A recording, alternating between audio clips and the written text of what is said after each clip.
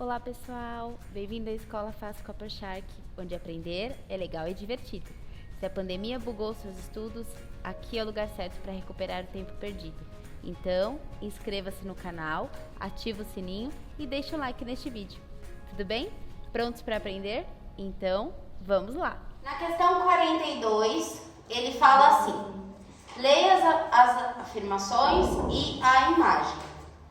Todo ímã possui dois polos magnéticos conhecidos como norte e sul. Então, a questão em si vai falar sobre ímãs. Então, o que a gente precisa saber obrigatoriamente sobre ímãs? Primeiro, o ímã sempre vai ter um polo norte e um polo sul, independente do tamanho. Ele pode ser do tamanho do planeta Terra, como na verdade a gente considera, é como se o planeta Terra fosse um grande ímã, porque o núcleo dele é formado por metais e esses metais em movimento acabam gerando um campo eletromagnético. Então a gente tem que o planeta Terra em si ele é um grande ímã. Então o ímã pode ser do tamanho do planeta Terra ou ele pode ser pequenininho como aqueles ímãs de geladeira. Independente disso, ele obrigatoriamente vai ter um polo norte e um polo sul, ok? Um polo norte de um ímã, se em contato com o polo norte de outro ímã, vai sofrer repulsão. Ou seja, se você conseguir aproximar dois ímãs e eles se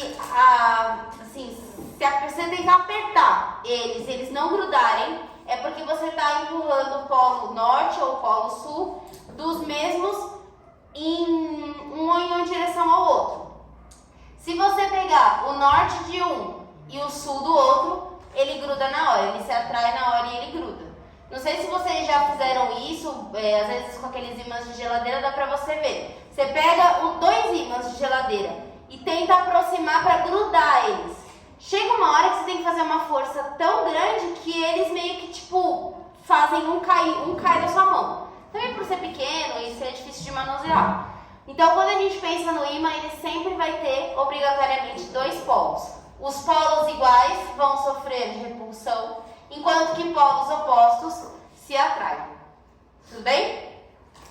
E aí, como eu falei para vocês, como a Terra é um grande ímã, a gente tem que o polo norte magnético, ou seja, pensando que a Terra é um ímã.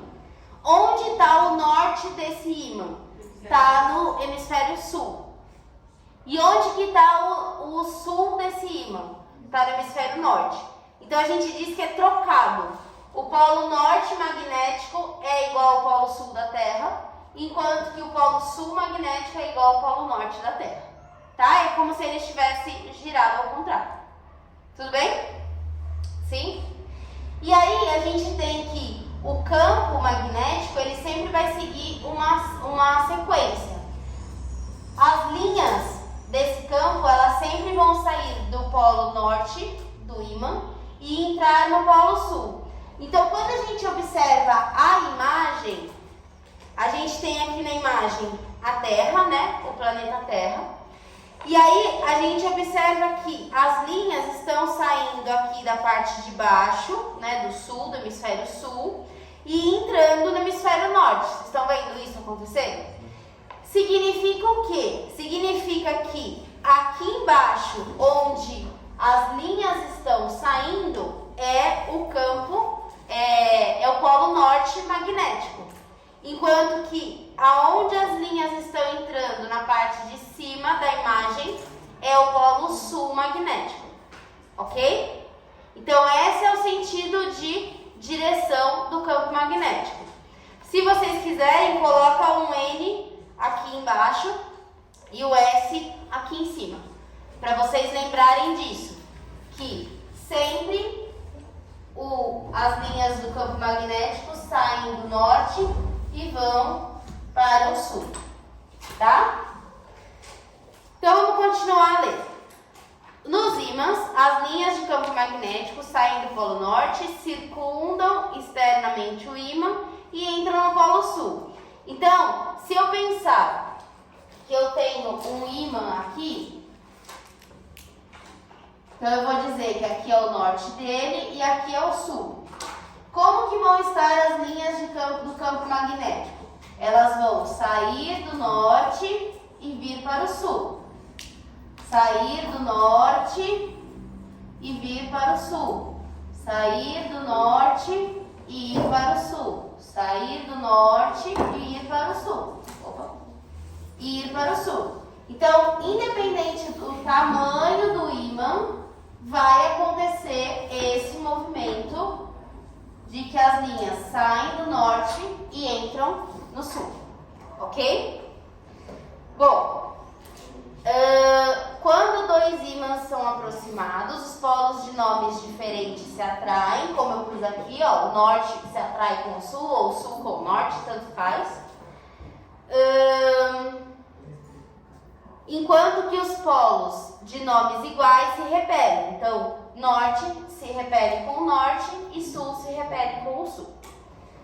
A agulha de uma bússola é um ímã. Então, quando a gente pensa numa bússola, ela sempre aponta para o norte, certo?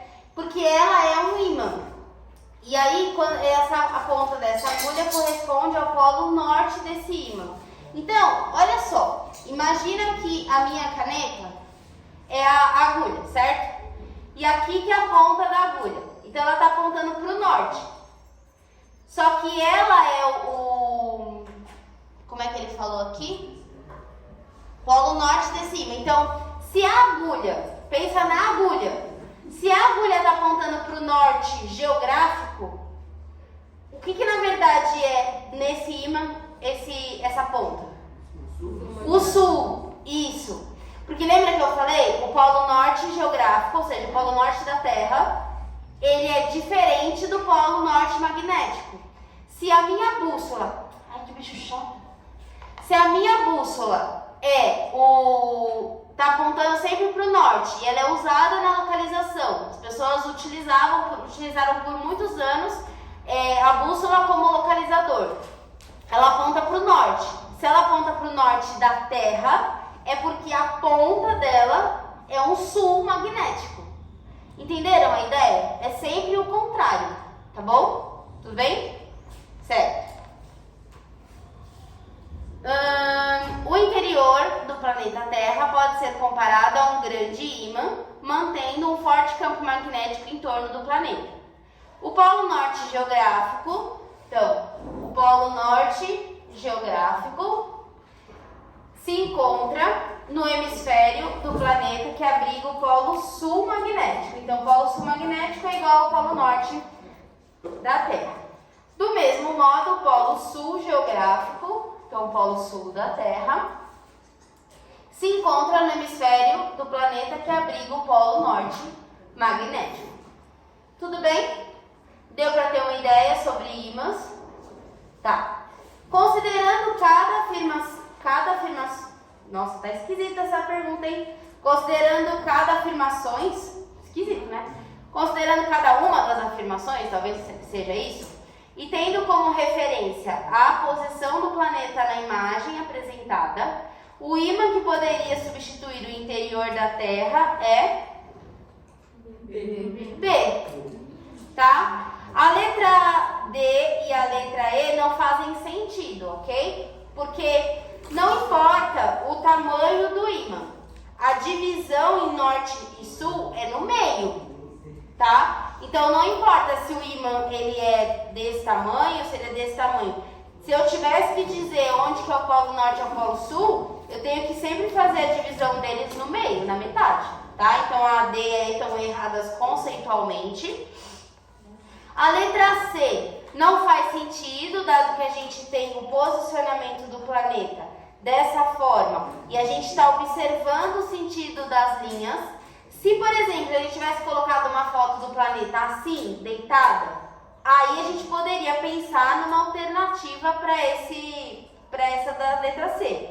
Porque daí a gente teria que o norte está aqui e o sul está aqui. Mas não foi assim que ele falou para considerar que a imagem está desse jeito. Se a imagem está desse jeito e eu estou vendo que as linhas estão saindo daqui, entrando aqui, a linha obrigatoriamente sai do norte e vai para o sul, portanto, a resposta é a letra B. Tudo bem? Sim? Alguma dúvida? Beleza.